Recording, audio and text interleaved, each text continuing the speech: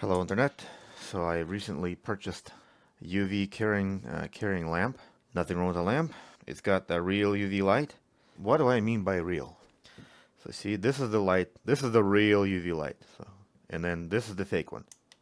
See how much brighter this is? That is not to say that there's no UV, but there is. But in the middle, the type of LEDs that they use is the same type of LED that's used on a flashlight's so-called black light, used to detect dirt or whatever it is. So I think it's some kind of a dual LED in there versus a single. I don't know.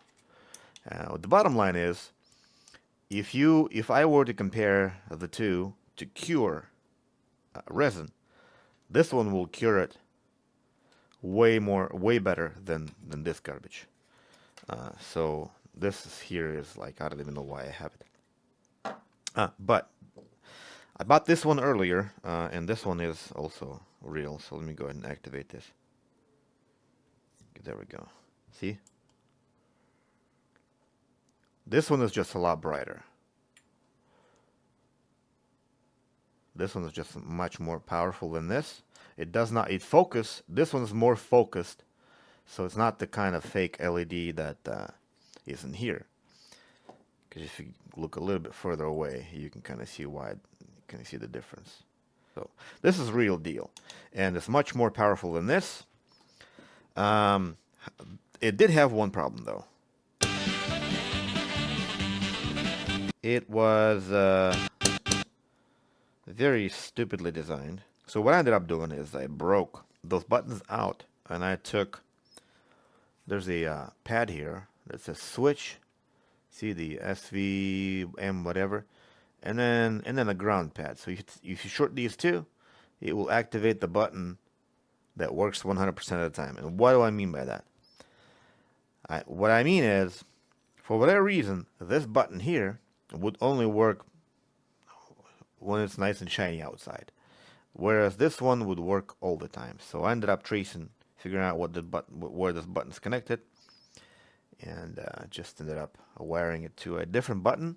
This is going to be the button that I'm using here, and not just a regular push button. So these two need to be temporarily connected. So this is a push, it connects, release, and it disconnects.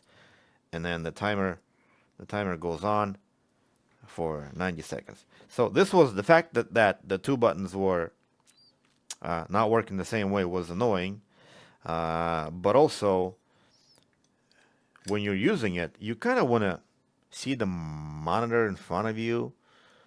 So it makes so much sense to have the power button on the top. So right now, that's what I'm gonna have. Push the button, the LED, the LCD, or the countdown lights up, and then it just makes a whole lot more sense. I don't know about you guys. Maybe you don't like it. So whatever. This is what we got. Forgot to put the nut. Who cares? It's tight in there. I drilled the hole. It's a little bit undersized, so I kind of had to force the button in there. So I'm not gonna worry about it. So yeah, check this out. Works really good. And the other part about this light is that it turns itself off if you put it on the table like this. So you turn it on, and it's on. But if you tilt it just enough, then it will turn itself off.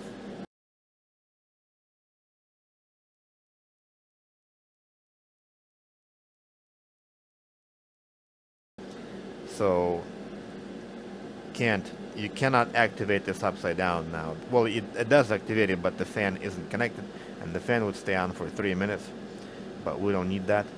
And one button changes all the functions in terms of time: 3 minutes, 90 seconds, 0, 30 seconds. You would think having a second button would change the time just like it would on this one. Well, on this one doesn't work, but theoretically, let's imagine that this works.